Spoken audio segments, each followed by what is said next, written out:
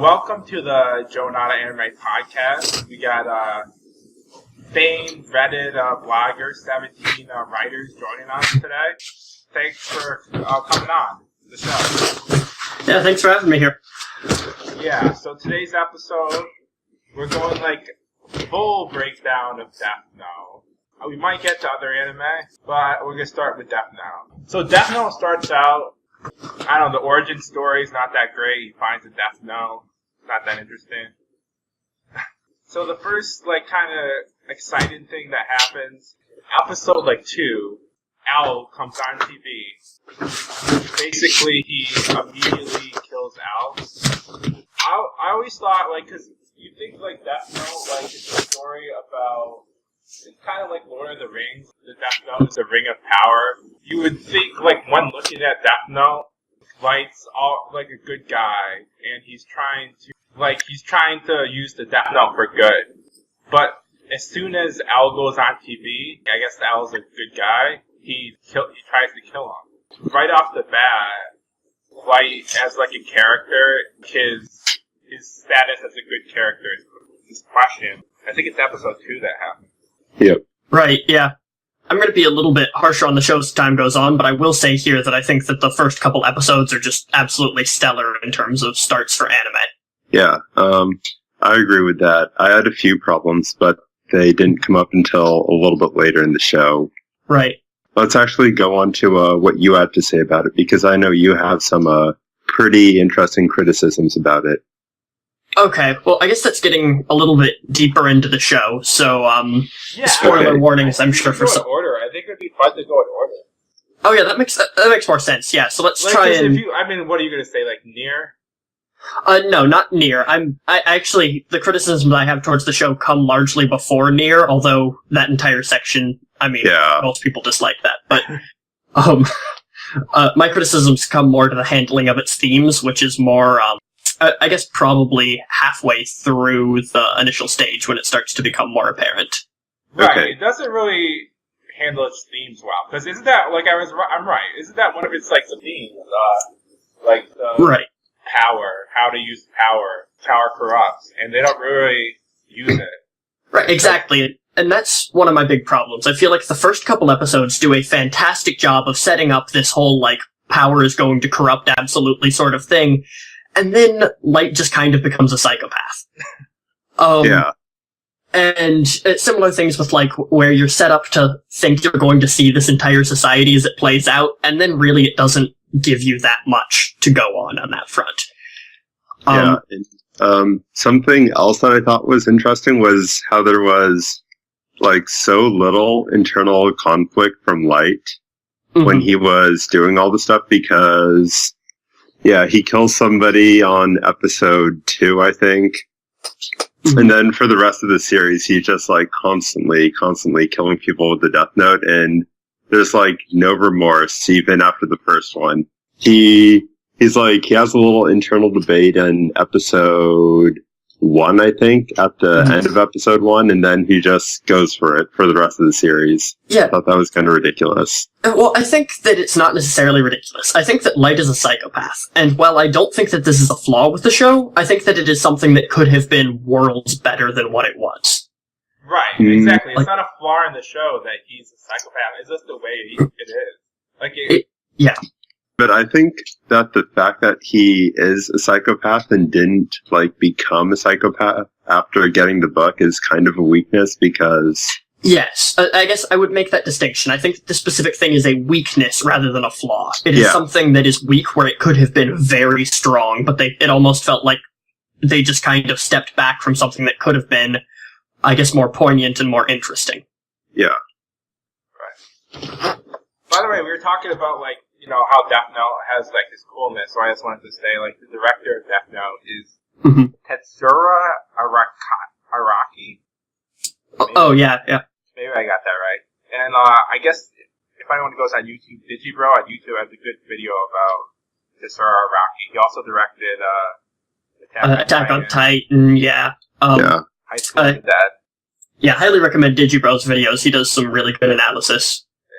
Yeah. Alright, so the next big, plot in Death Note is Rape Number. this is like, I guess this is one of the more famous spots, right? Like, he gets the bus scene.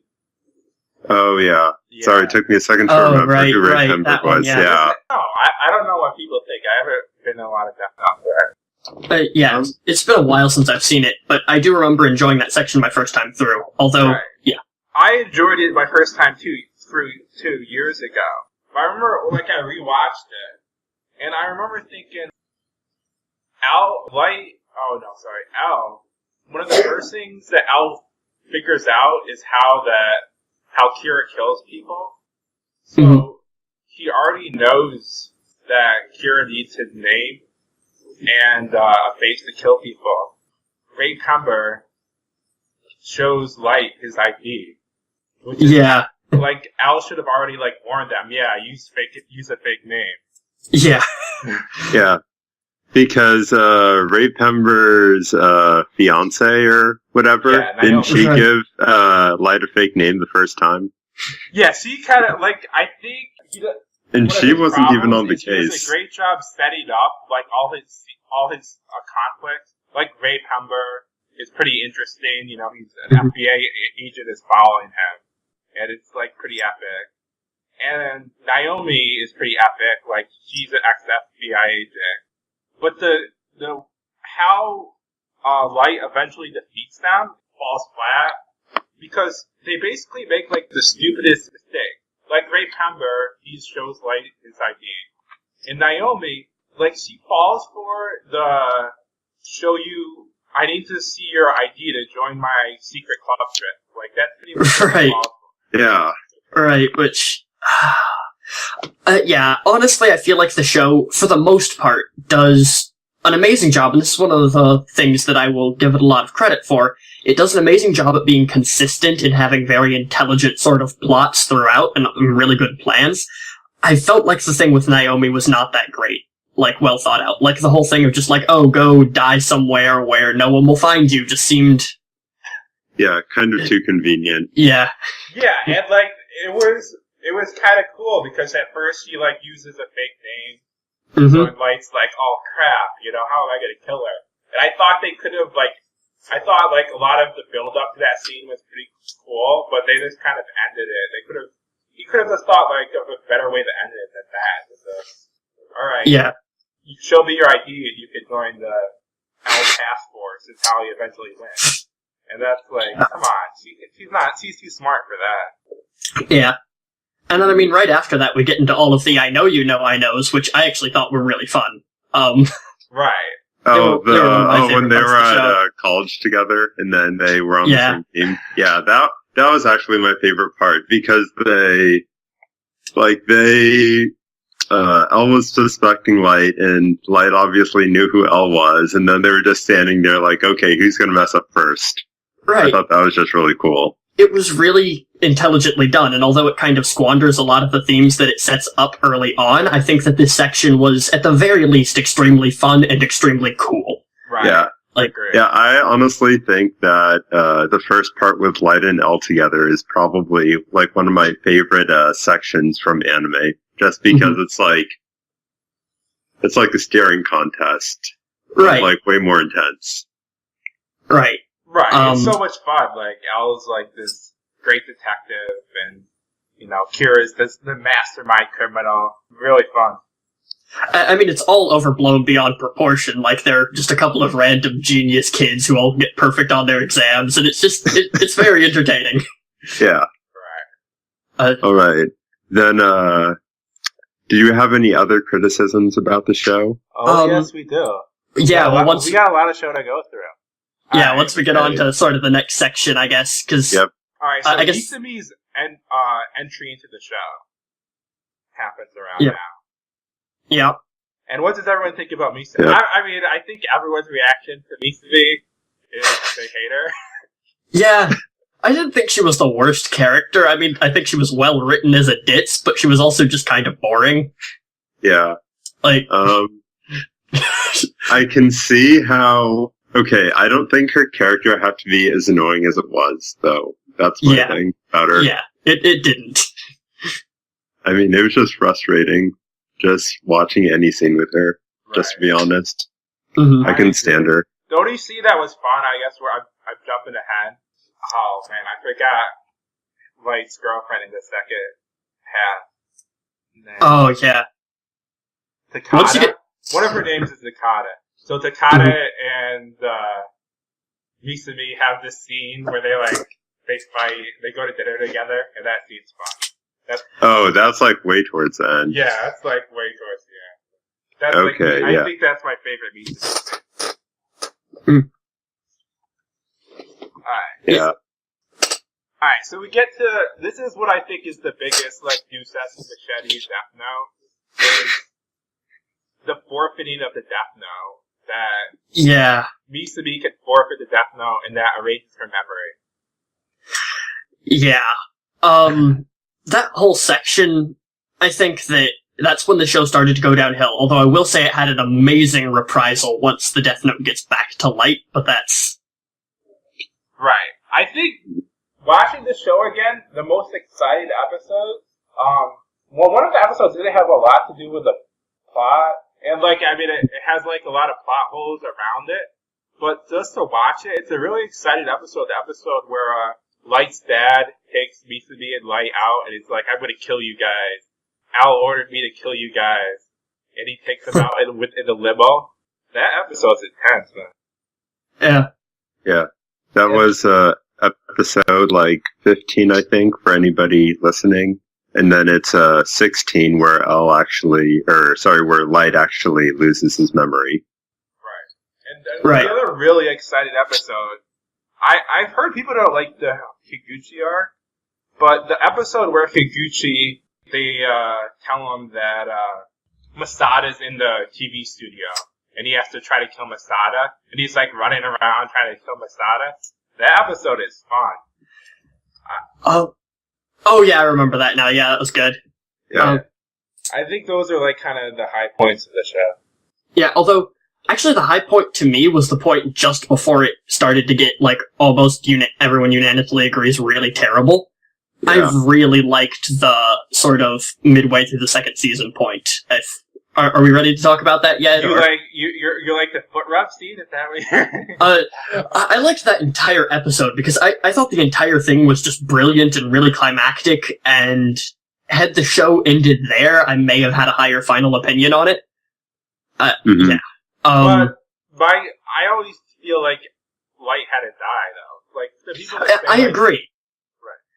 I agree, and I don't know how they could have done that quite, but the end just felt like it was kind of dragging to that point. Yeah. Everything after Elle's death just felt painful and slow, rather than... felt kind of tacked on, especially when you're comparing it to how intense and even intelligent the rest of the show was. It just seems kind of oh, by the way, this is also part of the canon. Yeah. I've heard there are live-action movies in which Elle actually somehow manages to survive and win, which kind of sounds interesting. Oh. Yes, it does sound interesting. I always wanted to watch...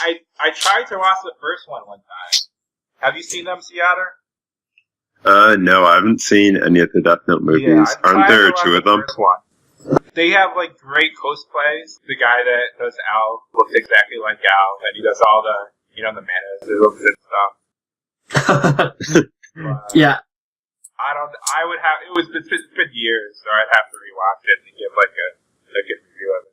Yeah, I kind of want to see those at some point, because I don't know, I hear good things about them. And I do feel like it kind of would be better, because what killed the show was that the entire show was that dynamic between Elle and Light, and as soon as you get rid of one of them, it just kind of starts to fall apart.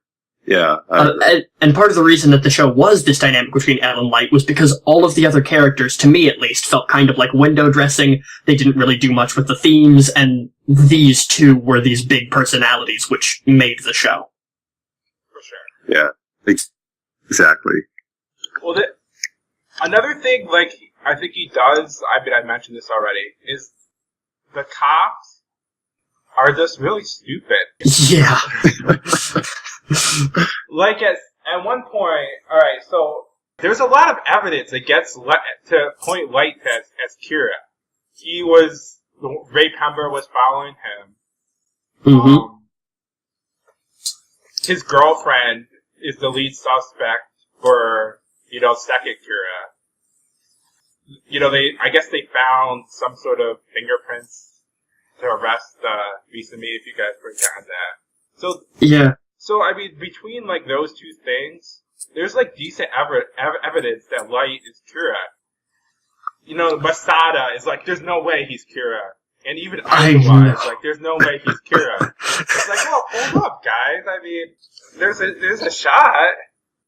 Yeah, there's a pretty high chance, and I think a lot of it is that while the show was very like intelligent with its plans in some places, a lot of it was that in order to make I guess Light and L feel like these absolute genius figures, everyone else had to be kind of dumb in comparison. Yeah. Right. That's a little bit. And also, it's a little like the writer like kind of cheating a little bit. Like there's a point where L puts recording devices in Light's house. And, like, a couple episodes later, he takes them out. And he's like, well, there was no chance of me catching Kira. Yeah, that's... took him out. Well, I mean, which if you took him made out... no sense, yeah. There's a 0% chance you would catch Kira by recording the device. If you leave them in for long enough, you increase the chance that someone's going to slip up, which was a lot of the point of the show. It was sitting and waiting for someone to mess up, and more opportunities for someone to mess up is what you want. Right. And the reason why the writer... took them out. It just didn't feel like ready to around them. So the writer just kind of cheated a little bit a couple times. I agree. I feel like a lot of the intelligent shows kind of do that, where they ignore the everybody that isn't the main protagonist, and they just kind of make them a little bit dumber. So even L got that treatment when he took out all the recording devices. The police constantly had that. Just the entire time. Did they actually do anything? In the second season, Aizawa does some stuff. It's not much. So another thing, I'm looking through my things, is alright, so when they go to arrest, this was my big gripe with the show the first time I watched it, like 100 years ago. When they go to arrest Kakuchi, right? Yeah. Al has the presence of mind to say, Visa, alright, stay here. You're a suspect in the case, Visa. I don't want you at the crime scene. But he has Light go with him. Yeah. So, yeah. That was not smart. Yeah, I'm looking through my notes here now, and, here's another thing that kind of got, thrown under the bus, which I thought could have also been really interesting, was there was, very early on and in the first opening, there were a lot of hints at religious symbolism, and they just kind of dropped as well. Like the whole thing with the apple and Light framing himself as God, and... Yeah. But to be honest, I was kind of fine with that, because I felt the show was going in kind of a different direction than just, straight religious symbols, like, I mean, I was okay with it. It would have been kind of cool if they kept it, but I'm not really going to blame that on the anime. I mean, I can't rip them bad for that, because I recently rewatched Alpha and Lie, and there's like so many scenes. They have like Nana in the Jesus Christ poses and stuff. So I think shows just do that to be cool, and it's not really, you can't really rip them too much for that. That makes sense. I was more thinking that, like, in the beginning, it seemed almost as if it was going to be, like, some sort of Light being cast out of Garden of Eden thing. I don't know, I'm not a Christian, but I thought it was interesting, and then it just turned out to be something that was pretty much just in the opening and maybe, like, the first couple episodes where they talked a little bit religiously, and then it just kind of disappeared. It was just the same thing where it's just they're kind of framed in those positions to be cool, which, I mean, it's not a bad thing, it was just a little disappointing. Yeah. Just a little something extra they could have added, possibly. Yeah, which I guess that was a lot of what bothers me in retrospect, because Death Note, I think, was like the third anime I watched, and I really loved it at the time. But what bothers me in retrospect was there were a lot of things that they seemed to start doing that could have been added, that could have been really good, and they just kind of never really did. No. Yeah, I mean, I don't... Same thing. It was like one of the first 10 anime or so I watched it. I really liked it at the time, and it wasn't as good the second... I mean, you just notice a lot more of the slip-ups the writers have, and Mm-hmm.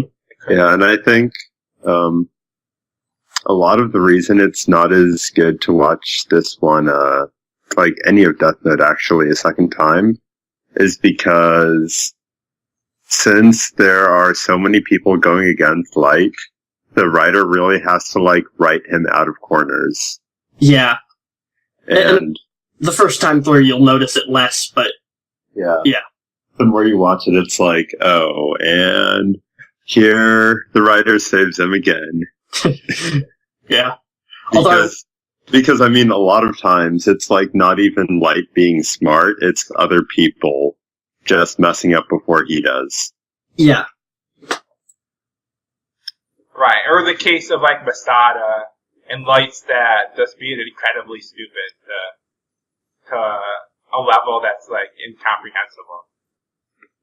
I wouldn't say it's incomprehensible, just extremely convenient for the plot. Like, Light's dad at least has the excuse of being Light's dad. I guess Masada has the excuse of just being really, really stupid. The guy that concerns me is Aizawa. Because, like, he falls for, like, Light's tricks, too. It's like, come on. Everyone can't believe that guy. Well, also, like, these people are on a special task force meant to find Light. Like, I feel like stupid isn't really an excuse. Like, they're on a task force chosen by, theoretically, one of the smartest people in the world, and they're just dumb. Or some of them are. So now that we reviewed, like, the good part of the show, let's get to the second half. Right. Let's go to the second half. The second half will just love everyone. Alright, so, let's start with 17 writers. So, could you just sum up briefly why, most people think that the second half just didn't live up to the first half? Alright, so I'm actually a little bit unique on this, because I didn't hate it as much as everyone else did. However, so here's kind of the short version of it. L dies at one point in one of, I think, probably my favorite scene of the show. I really liked how that happened, because it just showcased how despicable Light could be, and it was pretty brilliant. And then the show just kind of skips forward in time, and Light has essentially kind of taken over the world with his whole ideology, and their crime has gone down, etc. A message has been sent out at, like, Watery's death, or who's, like, L's, servant person, if no one remembers, butler, I don't even know. So L's, or students from the same place that L was, called, Near and Mellow, come into town to find Light, and they're fighting against each other, and they don't like each other, and they're just boring characters, I guess, was one of the big problems with it. They just didn't have the stage presence that L did remotely. Then, as you might expect, after a handful of things, Light's hubris kind of takes him down, which was what always should have happened, but the way that it happened was just so lackluster and anticlimactic, because he basically got beat by a couple of angsty kids. Yeah. I like the final episode. You like the final episode? I wasn't the final. Okay. I wasn't the biggest fan of the final episode. I didn't have as much of a problem with it as other people did, but it also just felt, I don't know, it just felt really anticlimactic, as did the rest of the second half. I guess I didn't mind the final episode. I actually liked the final episode. I think my only problem with it, though, is that there was so much build up to it, because like, when you're watching pretty much from episode, like, 30 or 29 on, you kind of know what's going to happen at the end. Right. And you just spend, like, if you were watching it when it was airing, you're spending, like, a month and a half just waiting. And you're like, okay, I know, like, hubris is gonna get to him, when's it gonna happen? And then when it does happen, it's a good episode, but you spend so much time just waiting. Yeah, I guess to me, I felt like the way that it happened, I mean, it's been a while since I've seen it, but it didn't, I felt like Light's end should have felt as epic of a failure as his success when he defeated L was, and it just didn't feel like it was to the same level. It felt hollow to me. I think that's pretty good. Like, he gets shot by Masada, like the stupidest person in the world. That's true. That was nice. And then he's limping out of there bleeding. I actually did like how whiny he was about his own death. I thought that was very fitting. Yeah, I thought they did a good job with that. So he realizes he's caught, and he goes on his speech. He's like, I'm the best, you know. I'm the only one that could have done this to the death note. I'm the only one that could have created, you know, a new world, etc., etc. And Nier is like, no, man, you're just a serial killer. He's like, and he like tries to grab his death note, and then Masada shoots him off. I like that scene a lot. So I definitely disagree with the people that don't like him. But let's back up a little bit and go through Nier. If you don't like Nier, I kind of like Nier. He's fun. He does puzzles. He kind of looks like Al. What's not to like about Nier? I just felt like there wasn't much to him, honestly. I guess my question would be, what is there to like about Nier? I don't know. Yeah, I agree. What I think people don't like about him is he figures out a lot of things off screen, like with Al, they always showed us exactly how Al figured everything out. Like, he figures out who X-Kira is. He's just like, oh, it's gotta be X-Kira. And there's like a 10-second scene where he figures out who X-Kira is. And I thought it should have been like a minute scene. Where he's like, alright, I'm gonna go through all of Takada's footage of everyone who's ever been on her TV show and figure out who, you know, X-Kira is. But he just like figures it out. I don't know, maybe that's one of the things in the manga that's better done. No, that's true. I feel like he might have been better had he been given more time, because it did just feel like he wasn't as fleshed out as he could have been, and I just felt like we didn't really see that much of him, and he just kind of figured things out and stuff happened. Right, and there's another scene where it's like right out of CSI, where this is how they figure out that Ryuk is not following X-Kira. X-Kira he's talking to himself. He's sitting on a bench talking to himself. And they have a guy following him, recording him. So that's how they figure out who X-Kira is. The guy that says, oh, there's no Shinigami following me. And they do like a CSI zoom in of it. They're like, what did he say? And they like look at his lips to see what he said to himself. So I thought that's maybe one of the things people didn't like, that he figures stuff out like, you know, weirdly. Yeah. I don't think that was that much of a problem. I think it was more that, I didn't feel like I could attribute a personality to him, and he was just random genius kid who just showed up. Mm-hmm. So, off that point, I kind of want to, branch into why I really, really dislike Nier and Mello, I guess. Okay. So, have both of you seen Psycho-Pass 2? Yes. And do you remember any of the side characters from that show? Not really. Like any of the enforcers. Yeah, you barely remember them. And in Psycho-Pass 1, they were memorable. Yeah, in Psycho-Pass 1, they were memorable. Everybody gave it like an 8 or 9 out of 10. Yeah. Psycho-Pass 2, you barely get to know any characters. Yeah. Well, you remember like the girl that's like an absolute idiot. Oh, yeah. Yeah, I mean, she's one of the main characters, I'd say. Right. Yeah. But, I mean, aside from, like, the 3 bad guys and, like, 3, maybe 4 good guys in that show, there's just really nobody else with a personality. Yeah, and I think that's what happened with Nier and Mello in Death Note, was they just never really had an interesting personality. You never really cared about what happened to them one way or another. Right, and I think that the ending with, like, Mello's sort of ending sacrifice thing and how that is how they figure out it's liked for sure, I think that could have been a lot more impactful if you felt more attached to those characters. Yeah. Right. Mello doesn't get that many scenes in the show. Yeah.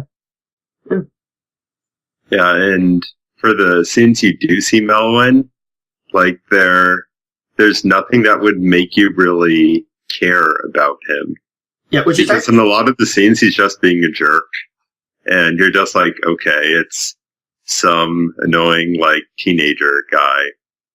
Right, Which, maybe that is done better in the manga. That is entirely possible. They may just have had time constraints, which I would be willing to forgive for that to some degree. Yeah, I guess, yeah. That might actually be why it ended in 37 episodes instead of, like, maybe 48, like a lot of other shows are. Mm-hmm. I have no idea. Did it get shortened or something? No, here's, I think, what happened. It was weird. So, how many episodes was it again? It was 37. 36. 37. Yeah, it's really odd. I think that, like, what it was there was one kind of maybe shorter season, or something weird with, like, where it was like a 3-core season that ended up being weird. I don't know. Yeah, I don't know either. It was something really odd with the airing. I remember reading about it at one point. Did anyone watch anime back then in 2006? I don't think I really did. I didn't, no. Not really. I'm looking at the air dates to see if they took a break. Okay, yeah, that's a good thought. Let's see. Yeah, you guys can keep talking in the meantime, though. Oh, yeah.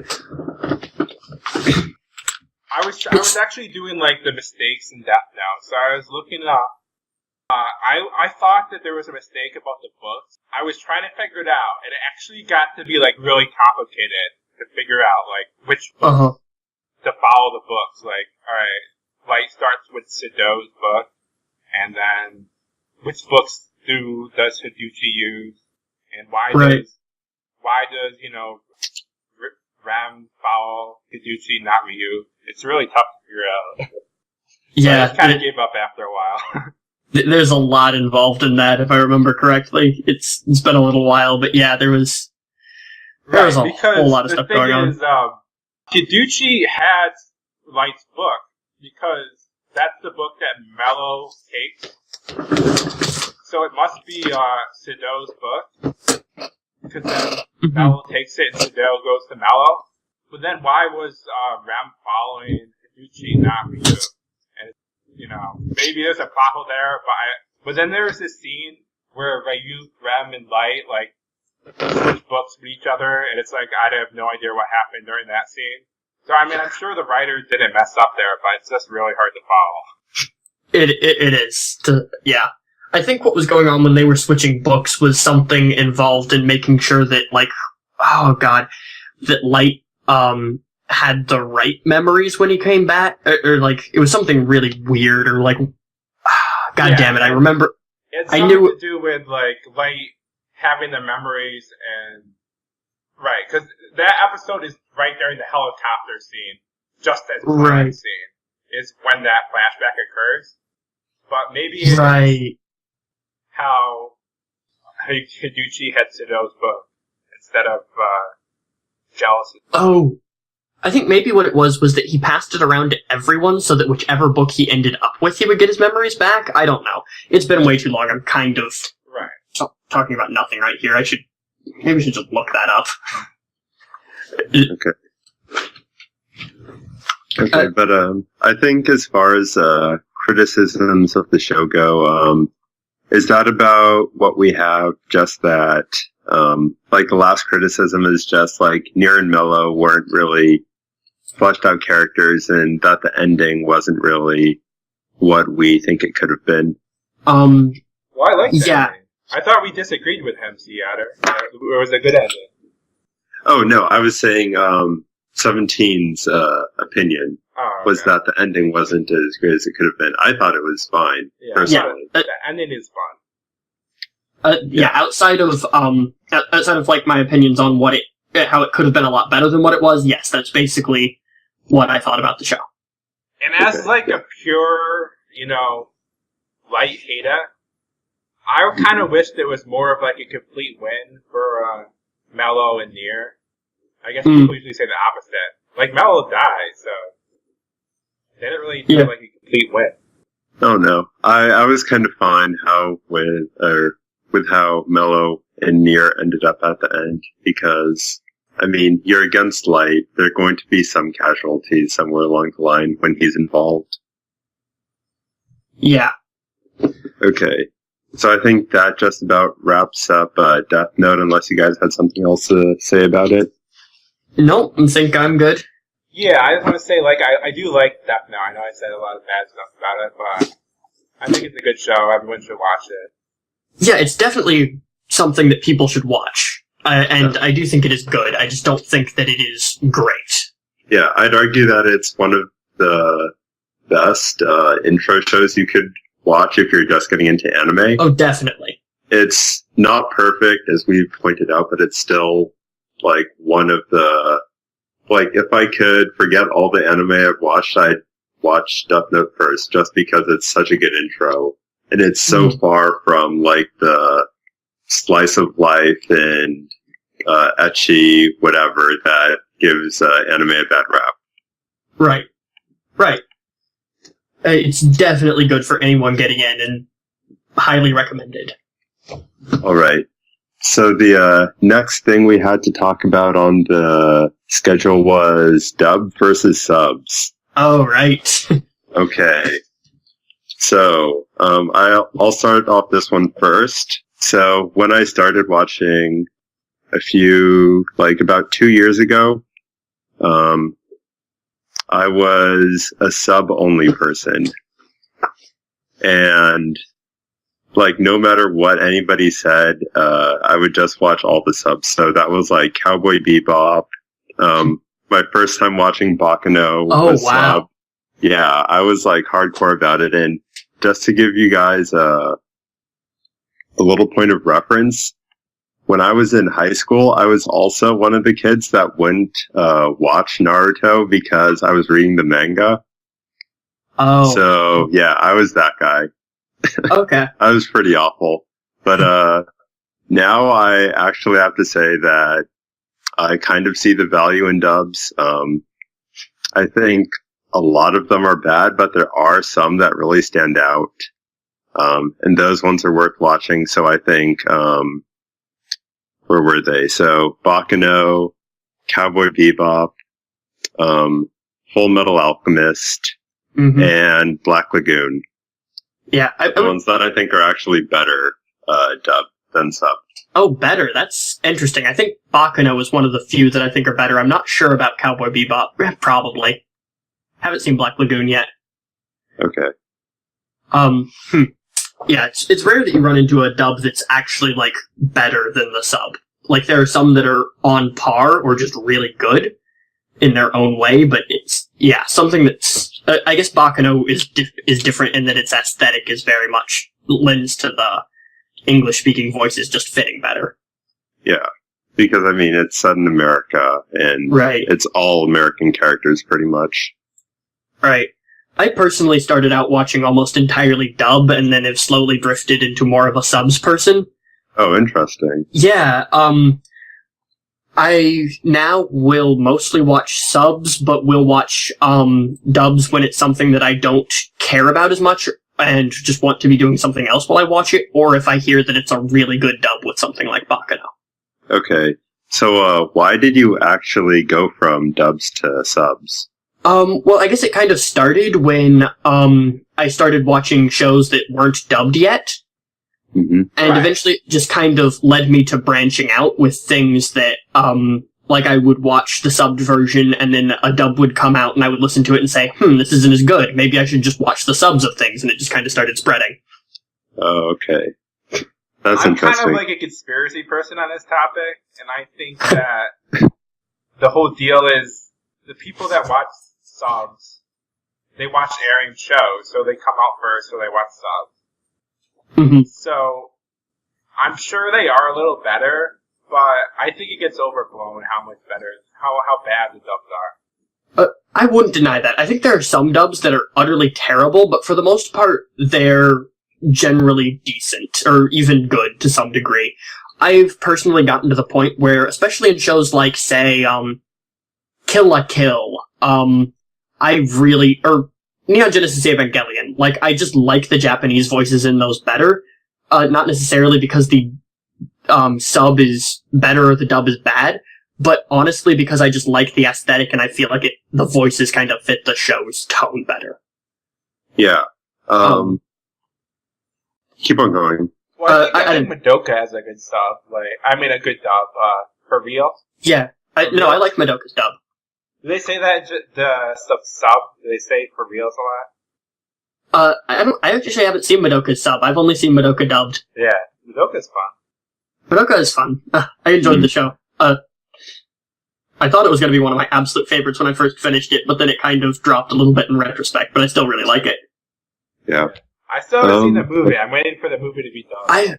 I haven't either. I need to watch the movie soon, and it's not because it's not dubbed, I just keep forgetting to watch it. Like, I'm like, oh, I should watch the Madoka movie. Oh, but there's also this 20-minute episode I could watch. Let's do that. Yeah. We had someone on that watched Madoka movie, he said 18 times, so we're a little behind. Yeah. Oh, yeah, I forgot. Yeah, I actually watched the movie, subbed, obviously, because it's not dubbed. It's definitely worth watching.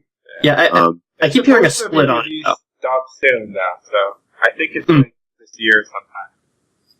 Alright, cool. Yeah, I hear about a large split on the Madoka movie, though. Like, some people say it's really great, and then other times I hear less favorable opinions towards it. I think it's at least as good as the show. Okay. I've also heard snippets of the soundtrack, which sounds amazing. Oh yeah, I mean, the whole soundtrack, art, animation for Madoka is always good. Right. Always pretty top quality. Yeah.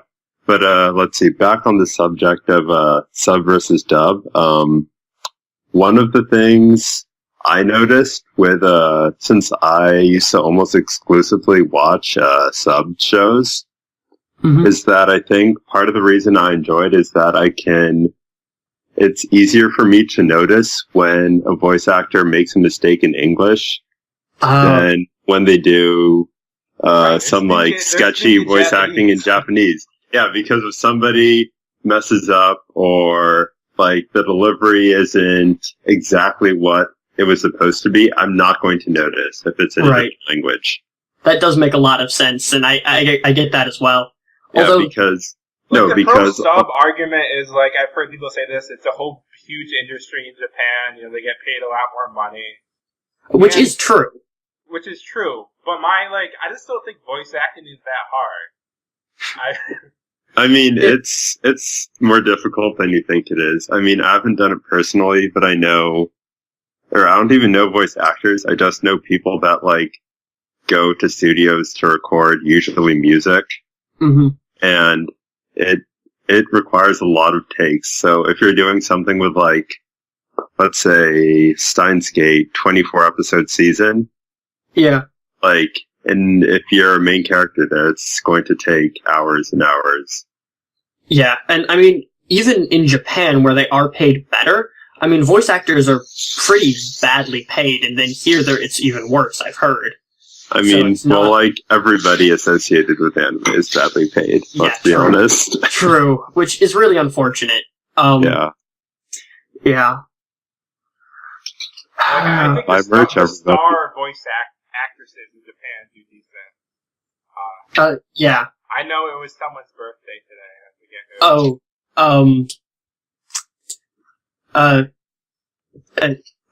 Hanakana, yeah. I forget. Yeah, it was yesterday or something, yeah.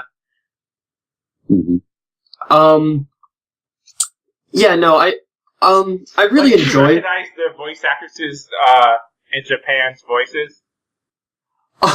I kind of do sometimes now. I'm not to that point really. Because from my dub period, I recognize a lot of the English voice actors, and I recognize a few of the Japanese ones. But it's getting to more people I recognize over time. I actually only recognize 2 actors. The first one is, I can't remember his name off the top of my head. The guy who is, Gintoki in Gintama. I can recognize, his voice acting anywhere. And then who's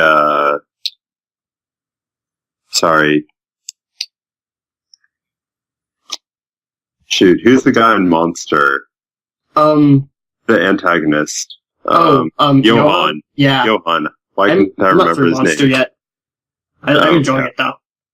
Yeah, it's a really good show. Yeah, but let's see. He's one of the voice actors I can always recognize.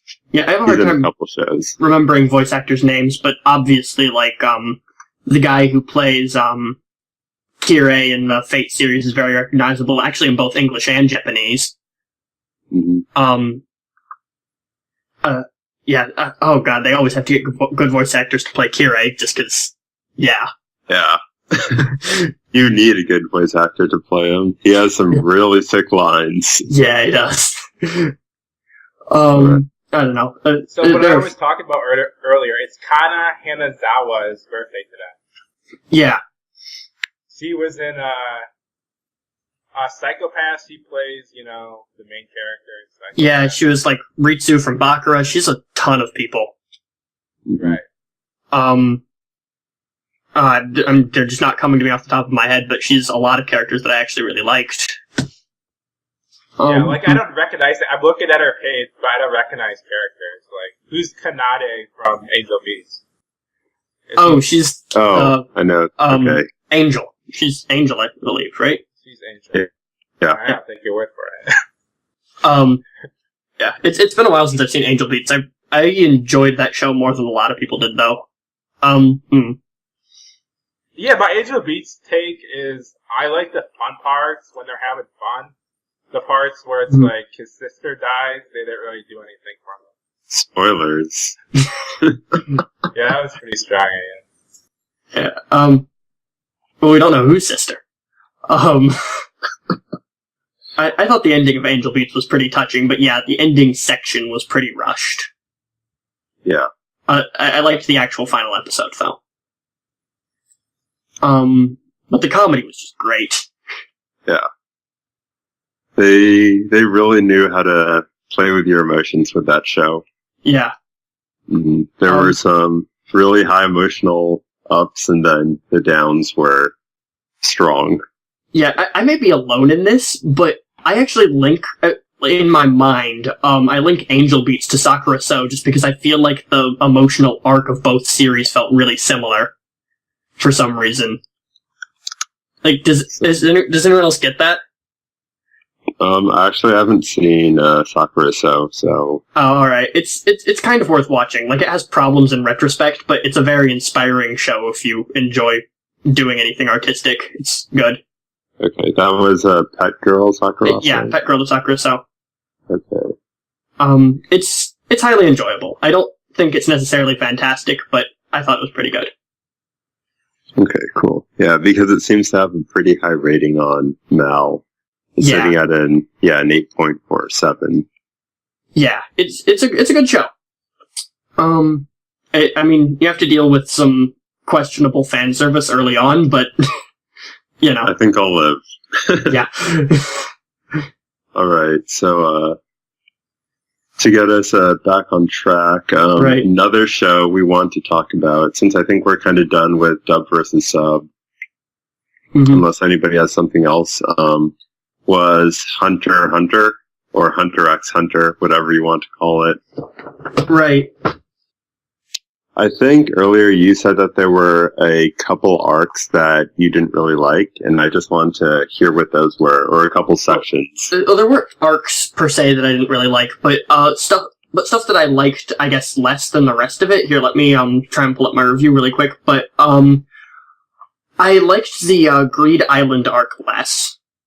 Okay. And while I actually highly enjoyed the final arc, I also was slightly annoyed with some of the very plot device nature elements of it. Okay, I just want to say, 17 writers wrote, a whole really good blog about Hunter x Hunter, so check that out, people. Yeah, it was good enough that it inspired me to spend a whole lot of time writing about it. I wrote 7 damn pages on that show, so that should tell you how much I enjoyed it. Yeah, so you actually named one of the arcs that I wasn't a huge fan of, the Greed Island arc. Yeah. And I wasn't a huge fan of it because the antagonist, the bomber, was just incredibly boring compared to every other villain in the show. That was my only problem with it. Yeah, so I guess the Greed Island arc felt a little bit just kind of dull through most of it. I think there were a couple of points that were amazing. It had 2 really great fights, and the fight between Gon and the bomber was, I thought, really fun, where he was just like, oh, I'm going to be selfish now and get my arm blown off, which I thought was hilarious. And then the dodgeball game was really great. Yeah, the dodgeball game was one of the high points for me. Yeah. Especially with Hisoka. Yeah, that was really good. And I guess there's also, like, the Zoldyck family arc, which is just too short to really count as much. Yeah, that was like 5 episodes or something. And then the Heavens Arena, I wasn't overly fond of, but I also didn't, like, actively dislike any parts of it. It was just, it was good-ish. The Heavens Arena arc, to me, has, like, 2 of the worst episodes of the show. When they... what two? Well, they first introduced, Ben with, like, Glasses-kun. Yeah. It just comes off, like, really childish. Like, when I was watching that section, I'm like, alright, I'm watching a show that was made for 10-year-olds. Which, I mean, Hunter x Hunter probably is made for 10-year-olds. Yeah, but dear God, was it a good show made for 10-year-olds. Right. So what are everyone's favorite arcs? I mean, mine are probably the same as everybody else's. The, Chimera Ant in York New City. Right. I actually have one that's slightly different. Chimera Ant is my first favorite, and York New is my third. My second favorite is actually the Hunter exam. Okay. Which, I don't even have, like, much of a logical excuse for that. I just really liked the aesthetic and feel of it. Like, I liked how it felt like they were so inferior, and yet, I guess I just felt so much tension in the scene when, like, Gun takes, Hisoka's badge. And, yeah. Like, I don't know. I really liked that arc a lot. I mean, the York New City arc is good too, but yeah, the Hunter exam arc has a lot of tension. It's very exciting at a lot of points. Right, and I think that it was exciting in the fact that it was small, and I loved the York New City arc, but the Hunter exam just wins for me just on pure, like, I guess energy that it had for me. It had this very specific energy that I don't think the rest of the show had anywhere else, which is fine. I think the show just moved on to different things, but I really liked the Hunter exam arc. Yeah, I agree. I think, a similar thing actually happened with, Naruto, because they also had an arc that was pretty much the Hunter exam arc, was the Chunin exams arc, which was a lot of the same stuff, and it was a really good arc, and I feel that also soon after that, the show kind of went downhill when it tried to go too big. Mm-hmm. So, yeah, I don't think Hunter x Hunter went downhill when it tried to go too big. Although I think that to some degree, the nin powers took like that tension that it had up at the beginning out of the fights in a way. Yeah.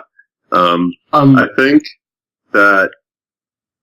Okay, so I think that they could have done without Nen, but when they introduced Nen and then made it kind of a battle of the wits more than who has the strongest Nen, I thought that was a really good way to handle powers. It was, and I thought a lot of the Nen stuff was really clever. Yeah.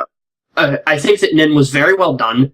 I enjoyed the show before the Nen a whole lot, but I don't exactly mind that it showed up. Yeah, I like the show. I like the Nen. My problem with the Nen is just the 2 episodes where they introduce it. It feels really Right, and there's a lot of clever stuff later. I mean, as you get into the York New City arc, you see Kurapika's whole thing with his Nen, and it starts getting into that. Like, the York New City arc was really good. I don't want to sell it short in saying that I liked the Hunter exam better. Right. I actually think the last arc is kind of worse than people make out. Yeah. Because, he's got his little brother, Mr. Sex Machina, and then, the running for president was kind of fun. Yeah, I guess, so I really liked, Aluka and Nanika, but their character was entirely just like a plot device. They were there to save Gon, and it was kind of made clear from the beginning, which... yeah. Oh, yeah, I think Togashi was like, oh shoot, I just killed my main character, what do I do now? Yeah. Yeah. I think that's what went through his head. And I honestly would have been okay with it, with the whole thing where, it's building up to, Kahlua, essentially, telling Nanika to go away and all of that, and it was all very bittersweet and all of that stuff. But then it just gets instantly reversed, and it could have been something that was really impactful. impactful. It could have really pulled on my heartstrings, and it didn't, which was unfortunate. Like, right after the Chimera Ant arc, which was something that was extremely emotionally impactful, I thought that they were going to go that extra mile there. I also think what he does a great job in is so many of his characters are really interesting. Yeah. Right, like, in the Chimera Ant arc, like, Morale is a really good character. Mm-hmm. The guy with the glasses is okay. Yeah, Nov. Nov was interesting. I mean, a lot of his, like, extra characters that he creates, are really likable. Yeah, and I think that's one of the interesting things. Like, even side characters who you really barely get much into, I'm pretty sure you could go and, like, identify all of the Hunter x Hunter side characters if you really tried. Yeah. Because they do all stand out in their own unique way, and even though some of them weren't the greatest, I'm pretty sure it wouldn't be that hard, even like a 100 and whatever episode series, to run through and be like, these were all the side characters in Hunter x Hunter. Right. Yeah, there were a ton of characters, and to be honest, like, even the characters that only showed up, like, once or twice, like the, going all the way back to the Hunter exam arc, the, gourmet hunter. Yeah. I don't even remember her name. Like, I thought she was a fun character. She was fun. And she was in the show for 2 episodes, I think. Then she showed up, like, once later on for, like, a couple frames. Like, the show is really good at just, like, bringing characters on that are interesting enough to kind of stick with you, even if they're not constantly on screen. I thought it was really good how he started the Chimera arc by bringing back the 2 characters from the Hunter exam arc. Like, he brought back the girl and the summer guy. Right. And, like, and then the archer guy. Yeah, they were in love. I thought that was a really clever way to start the Chimera Ant arc. Yeah, I think that entire arc was really well done. I know a lot of people complain about it being, like, somewhat slow to start, which to some degree I get. But I also feel like it was necessary build-up to, like, you really don't expect what happens later on with Meruem. It comes as a big surprise and was just really good. Right. Yeah, that's... People complain about the climactic episodes, how they're done. I've seen that complaint a few times. Yeah. Actually, I guess my biggest problem with the, Chimera Ant arc was actually when, they finally do the raid on the palace or whatever, was that, it just felt like they spent, like, 4 episodes on, like, maybe 5 minutes, and it just seemed like it was starting to drag. That was the one part that I felt like it failed in pacing. They do all narrator, which, I mean, I didn't mind. At the time I watched it, I didn't mind. I've just seen that complaint a lot, that they don't like narrator. Yeah, I didn't have that much of a problem with the narrator. I had a problem at that one point where it just felt like nothing was happening and we were just moving through 2 seconds at, like, the slowest speed possible. Was that, like, episode 111 to, like, 115? It was somewhere in that region, yes. Yeah, because I marathoned, 111 to, like, 109 to 116 in one sitting, so I didn't really have that pacing issue. Right, that makes sense. Because I was just watching episodes back to back.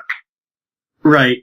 I was watching episodes back to back for the most part, but, like, I had to quit, like, halfway through that section, and I came back on and like, watched it again, and I was like, wow, nothing really changed from last time, and I felt like this was going on for a while, and then it just... And it's like, wow, it's still going on. It's still going.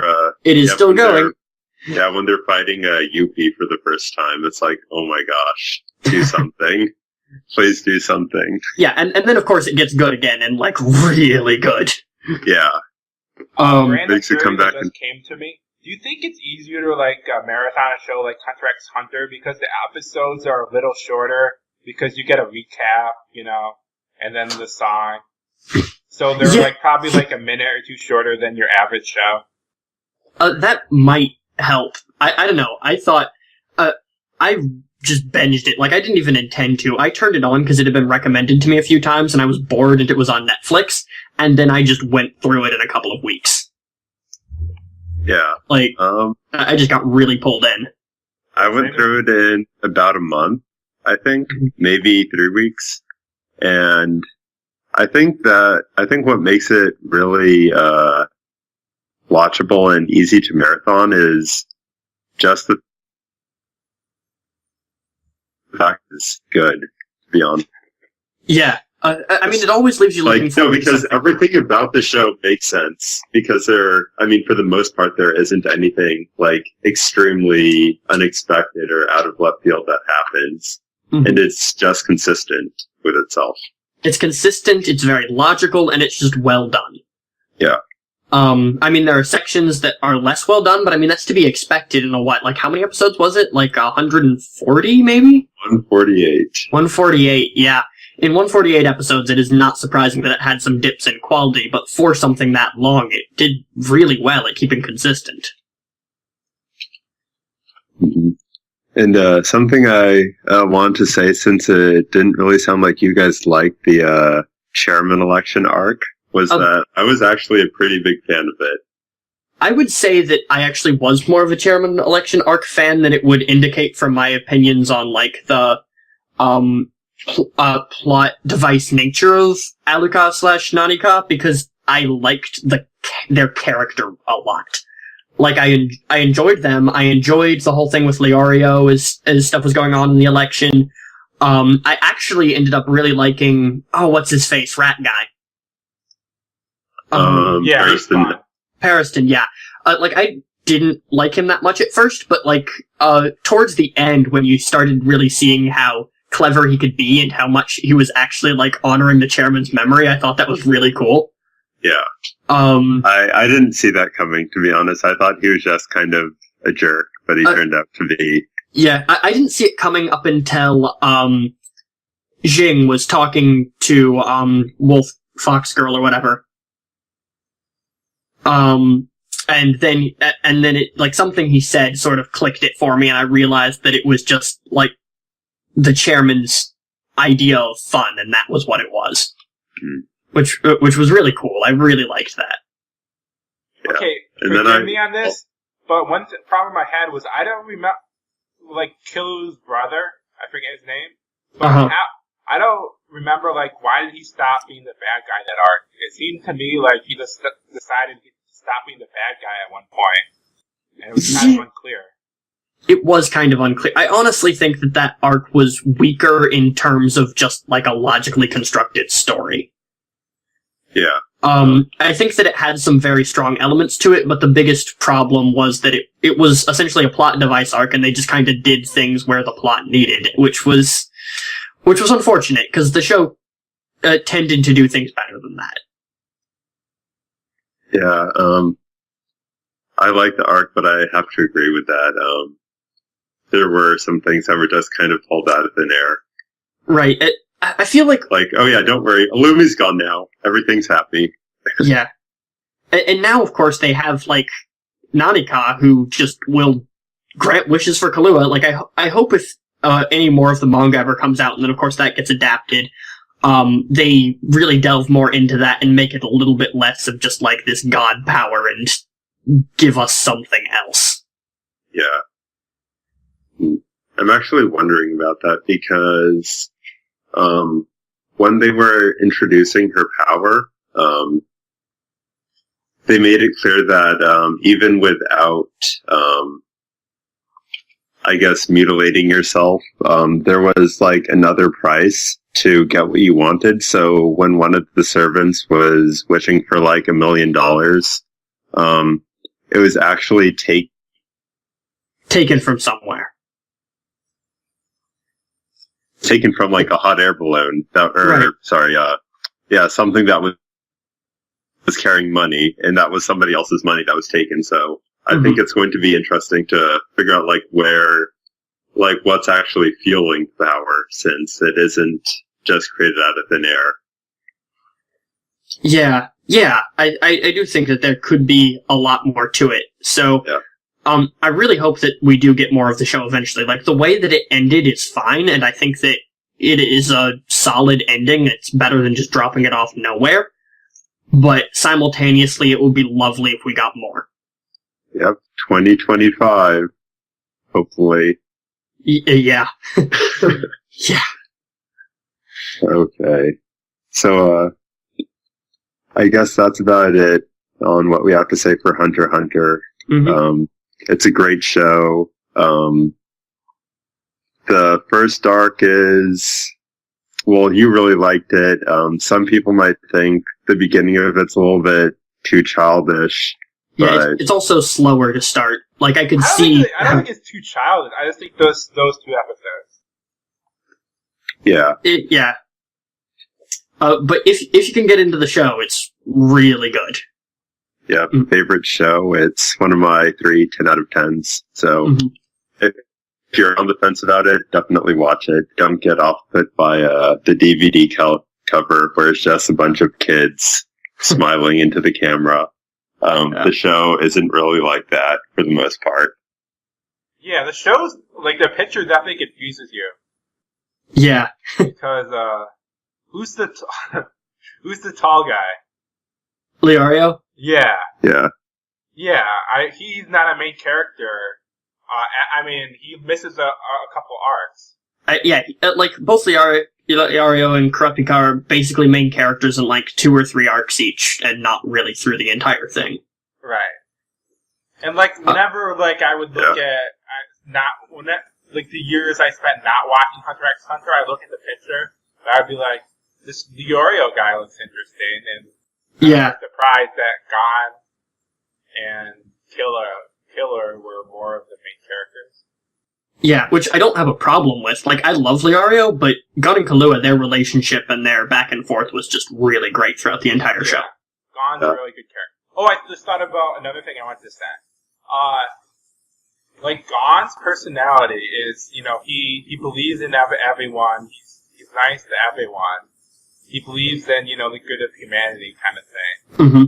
And everyone all the other characters look up to Gon for his belief system, right? Mm-hmm. So I was thinking about this.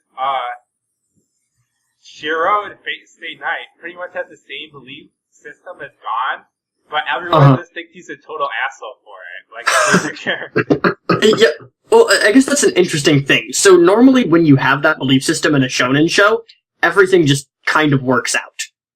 I think that both Fate Stay Night and Hunter x Hunter take different approaches towards applying that, like, almost manic and insane belief system to the real world. Like, for Gon, it comes off as just being, like, overly optimistic at times, where he's like, yeah, we're gonna go back and save Kite. I know Kite's alive, and then it cuts to his severed head. And for Shiro is just completely fucked up. He's just kind of dumb. Yeah, which I actually think is beautiful. I love Shiro's character and just how fucking stupid he is. I personally kind of liked how Hunter x Hunter dealt with just protagonists with, like, the generic shonen hero belief system. Because they don't make him out to be... I mean, they make him out to be, like, kind of stupid and naive, but at the same time, other people are kind of touched by how optimistic and positive he can be. Right, and that seems realistic. Like with the... Like, he's a kind of slow, optimistic, and positive kid who will punch through all of his problems, and it's... Yeah, and sometimes he can't punch through all of his problems. Exactly. And that's another strength of the show, I think, was that the main characters didn't win all the time. Right. Which does add another feeling of tension, because you honestly don't know what's going to happen a lot of the time. And also sometimes, you know, like, the bad guys losing isn't what you want. Like, fucking marrow him. Yeah. Which that... Because, like, wait a minute. You wanted him to win? No, I didn't want him to win. I just didn't want him to die like that. Like, that is so... it was beautiful. It was just so depressing. Yeah. Yeah, I like that. That's a great part of the show. It honestly, that's probably my favorite episode of the show. Are you talking about when Meruem and Kamiki died? Like, oh, wow. Yeah. It hit me so hard. Yeah. Yeah, that's another thing. Like, Kite. I was during that episode. Yeah. That's kind of one of the weirder things they did. Yeah, it was a little weird. Like, honestly, it makes me a little bit sad, because, like, the Kite thing felt like a little bit of a cop-out that he wasn't just dead, but, you know. Yeah, I agree. You can't terribly do that. But it's fine. It's a shonen show. They did a lot of dark stuff for a shonen show. I can't really fault them too much. Yeah, I mean, they're not not trying to be Madoka Magica. They're still trying to keep it, like, accessible, I guess. Yeah. And, yeah, bringing 2 characters back isn't too huge. I think we, like, cover the show. Tagashi gets better. Yeah. I think we covered it pretty well. Mm-hmm. Alright. We went a long time, too. Yeah, we're over an hour. Yeah, we've been doing this for a while. Wow. Alright. So unless you guys have anything else to say, I think that about wraps us up for this week. Alright. Yeah, I don't think I've got anything else. Alright, awesome. Well, this has been the Anime Podcast, and we'll see you next week. Peace out, guys. Bye.